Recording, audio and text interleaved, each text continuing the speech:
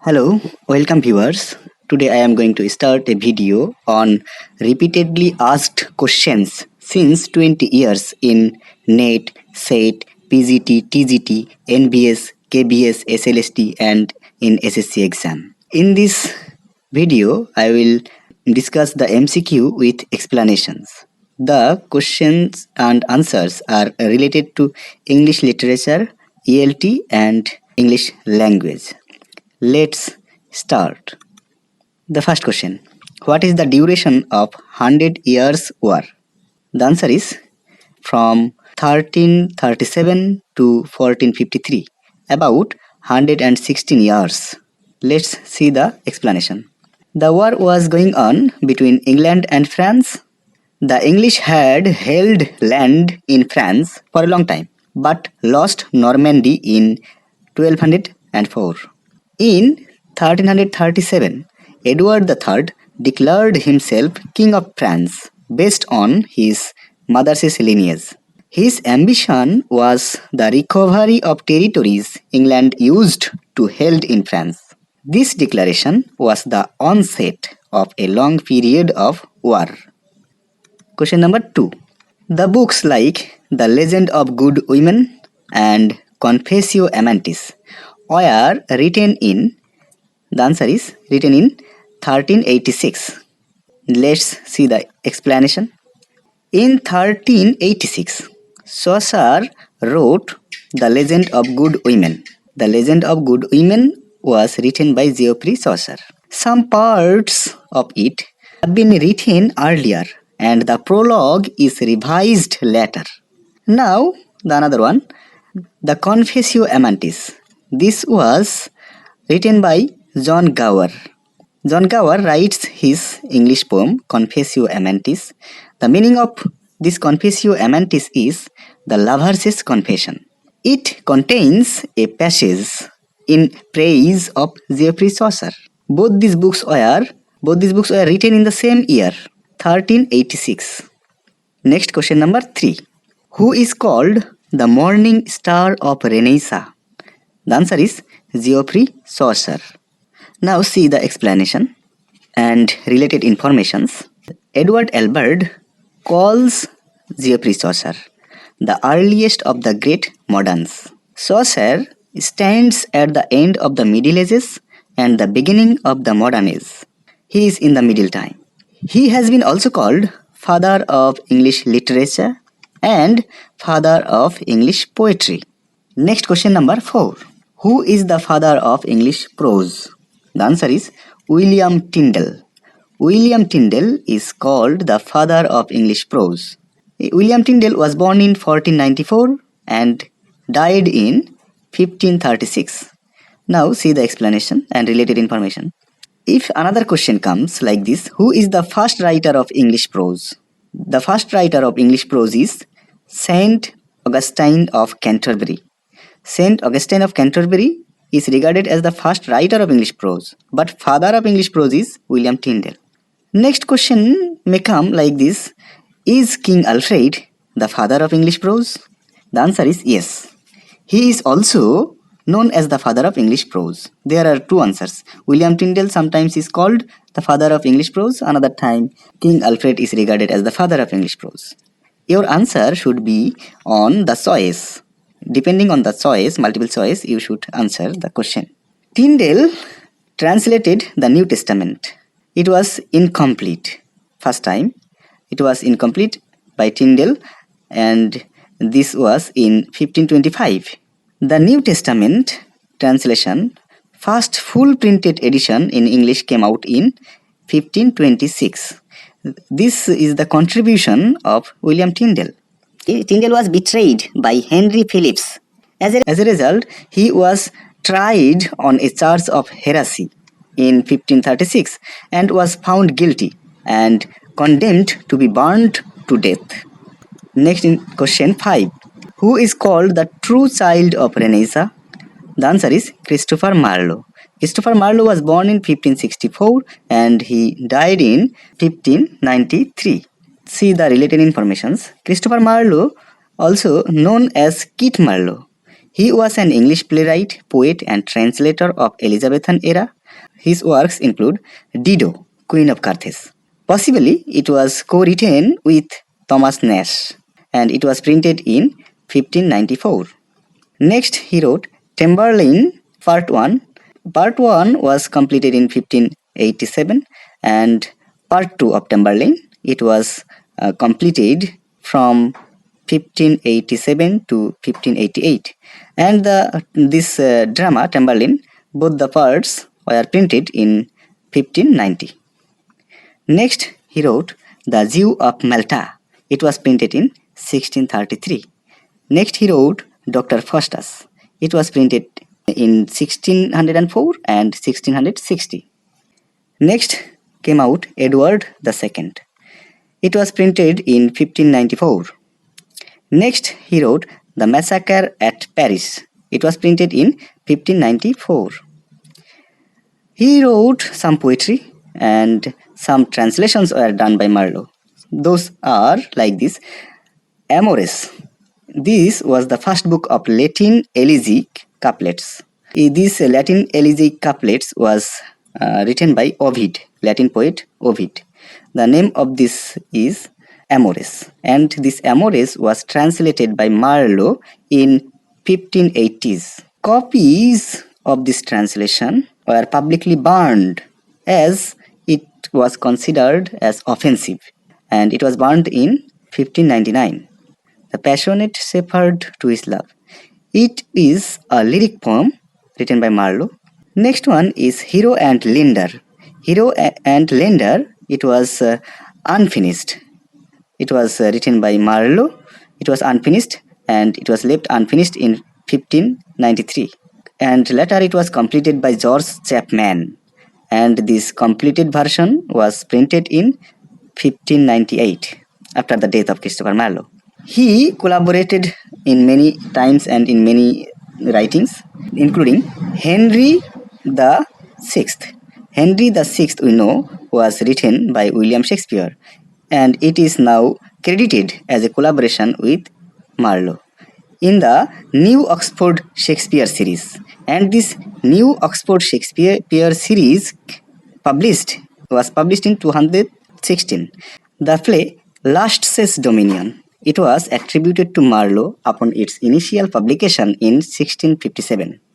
He may also have written or co-written Arden of Feversham.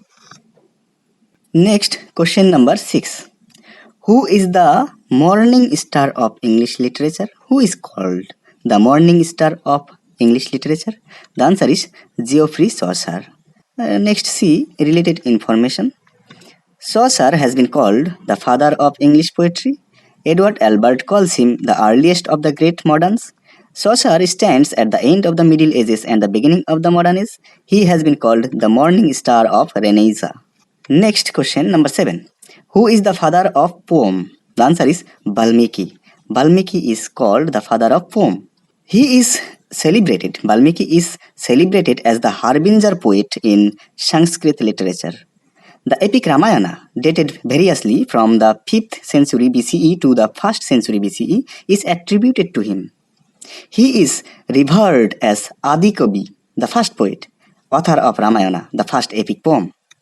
Next, question number 8. Who is the first English poet? The answer is Caedmon. Caedmon is the first known English poet.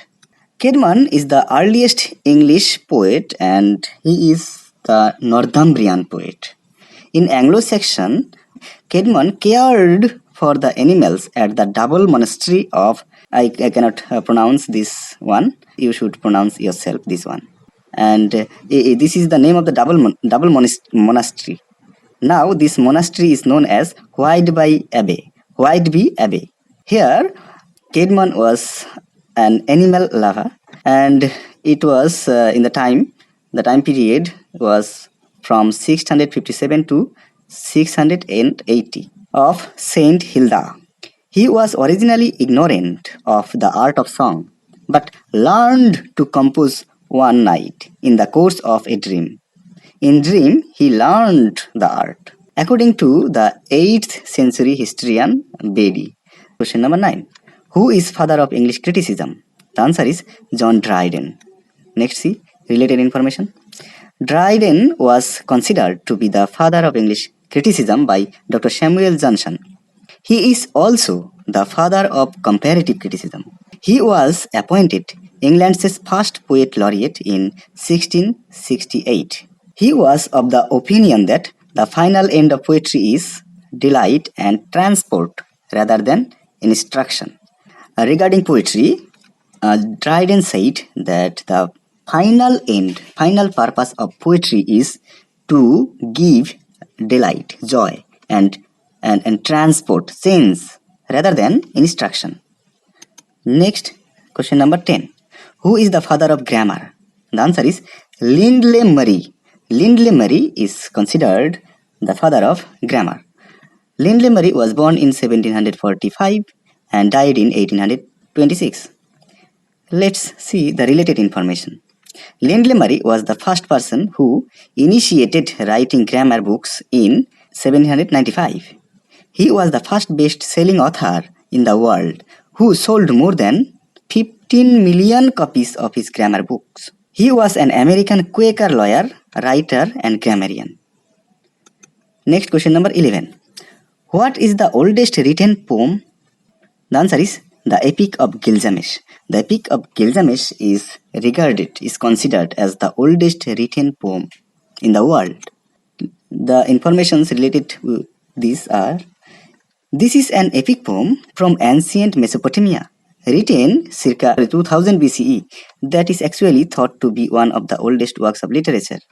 It follows the story of Gilgamesh, the mythological hero king of Uruk, now Iraq, and his half-wild friend.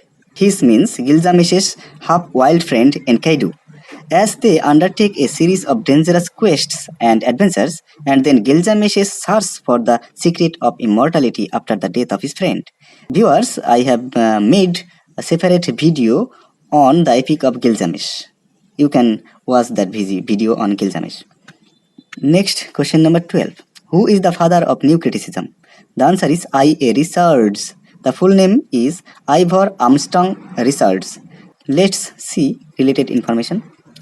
I.A. Richards' book Practical Criticism, published in 1929.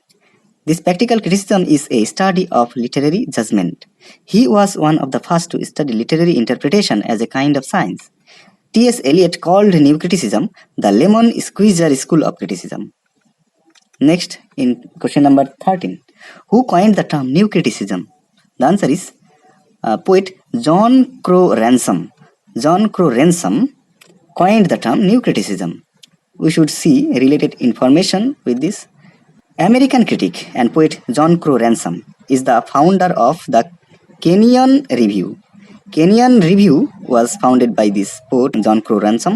In 1941, John Crow Ransom wrote a book called The New Criticism, and from this book, this movement gained the name New Criticism. We should see now what are the main features of New Criticism. New Criticism is distinctly formalist in character. The method of New Criticism focuses on a close reading of rhythm, meter, theme, imagery, metaphor, etc. According to the intentional fallacy, it is impossible to determine an author's reasons for writing a text without directly asking him or her. Next, question number 14. Who is the father of modern criticism? The answer is Matthew Arnold, a Victorian man. He was born in 1822 and died in 1888. We should see the explanation and related information.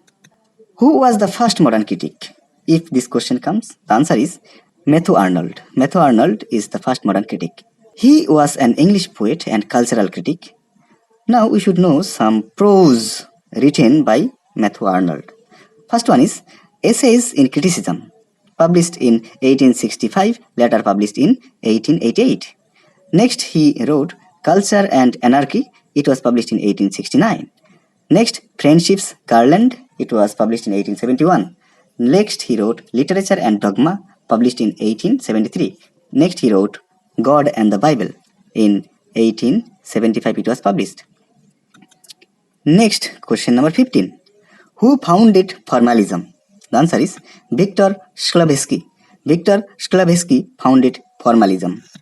Now see the related informations. This formalism began in two groups. The name of the first group is Oppies. The full form of Oppies is given here from this to this one. Readers, you should read yourself. It is written in Russian language. I cannot read it, pronounce it properly. But I can tell you what is the meaning of this full form. The meaning of this full form is Society for the Study of Poetic Language. This group of Oppies was founded in 1916 at St. Petersburg, later known as Leningrad, and led by Viktor Shklovsky. In short, Viktor Shklovsky was the leader of this Oppies group. And the second group is called Moscow Linguistic Circle. And this Moscow Linguistic Circle was founded in 1915 by Philip Fedorovich Fortunatov. Now we should know about formalism. Formalism is a school of literary criticism and literary theory having mainly to do with structural purposes of a particular text. It is the study of a text without taking into account any outside influence. Next question number 16. Who coined the term pathetic fallacy? The answer is John Ruskin. John Ruskin coined the term pathetic fallacy. See the related information. Victorian literary critic John Ruskin coined this term in his book Modern Painters. And this Modern Painters was published in many volumes. And those volumes were published from 1843 to 1860. Pathetic fallacy is the attribution of human feelings and responses. Human feelings and responses to inanimate things or animals, especially in art and literature. We should know his important works by John Ruskin. First one is Modern Painters. It was published in 5 volumes from 1843 to 1860. Next he wrote The Seven Lamps of Architecture. It was published in 1849. Next he wrote The Stone of Venice. It was published in 3 volumes from 1851 to 1853. Next he wrote Unto This Last. It was published 2 times, 1860 and later 1862. Next he wrote Fors Clavigeria. Next he wrote Praeterita. Next question 17. Catherine Hayles is the author of the pioneering book. What is the name of that book? The answer is How We Became Posthuman. This book, How We Became Posthuman, was written by Catherine Hayles. This book was published in 1999. See the related information. Nancy Catherine Hayles was born in 1943. Is an American postmodern literary critic. Next question number 18. Who is the author of Truth and Method? Truth and Method, published in 1960, and it was written by Hans Georg Gadamer. See the explanation. Hans Georg Gadamer is a German philosopher associated with hermeneutics.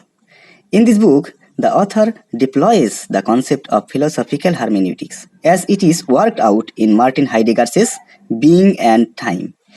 Martin Heidegger's book Being and Time was published in 1927.